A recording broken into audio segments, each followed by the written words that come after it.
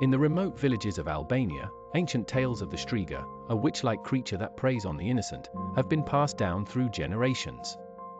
The locals speak of her in hushed tones, warning travelers never to venture out at night. But one man, blinded by arrogance, chose to ignore these warnings, and his life was forever changed by the curse of the Shtriga. The village of Theth, nestled in the shadow of the accursed mountains, was a place where tradition and superstition ruled.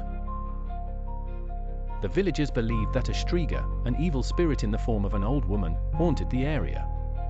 Known to suck the life force from her victims while they slept, she left behind a curse that only a few survived. One autumn evening, an outsider named Arian arrived in the village. He was a traveler from the city, a man who didn't believe in legends or curses.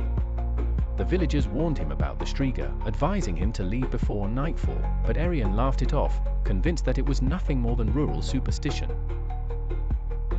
As dusk settled in, Arian wandered through the village, dismissing the uneasy glances the locals gave him.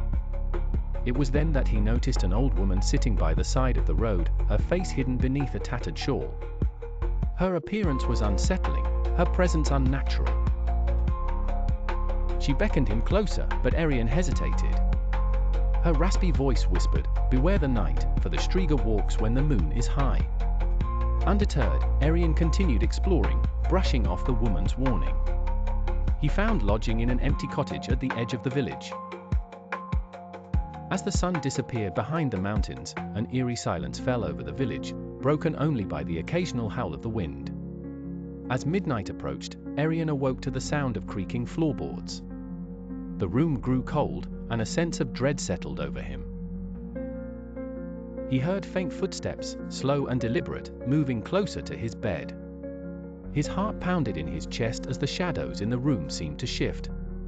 A figure appeared at the foot of his bed, an old woman with hollow eyes and a twisted smile. The figure leaned over him, and Arian felt an unbearable weight pressing down on his chest. His breath became labored as a chill spread through his body. The Shtriga was draining his life force. He struggled to move, but his limbs were paralyzed. Just as he thought he would slip into unconsciousness, the Shtriga vanished, leaving him gasping for air. The next morning, Arian awoke feeling weak, his skin pale and clammy. He stumbled to the village square, where the locals eyed him with suspicion. One of the elders, a man named Gyurgji, pointed at a small, dark mark on Arian's neck. "The Shtriga has marked you," he said gravely. "You're cursed." Panicked, Arian pleaded with Gyurgji for help. The elder explained that there was only one way to break the Shtriga's curse. He must track her down and force her to regurgitate the life she had stolen. But this could only be done if he caught her in the act of feeding on another victim. That night, Arian, now desperate to save his own life, watched the village closely. He stayed awake, searching for any sign of the Shtriga. Hours passed, and just as he was about to give up, he heard a scream from a nearby cottage. Rushing to the scene, he found the old woman hunched over a sleeping villager, her hands stretched out like claws. Without thinking, Arian charged at the Shtriga, shouting to get her attention. She turned toward him, her eyes gleaming with malice. For a brief moment, their eyes locked, and Arian felt a cold, overwhelming fear wash over him. But he had no choice. He lunged at her, grabbing the creature by the arm. The Shtriga shrieked, writhing in his grip, but Arian held firm. He demanded that she return the life she had stolen. As the creature howled in rage, a black mist began to rise from her mouth.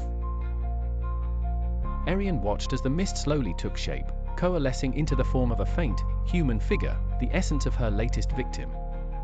The mist flowed back into the unconscious villager, and the Shtriga let out a final, blood-curdling scream before collapsing into dust.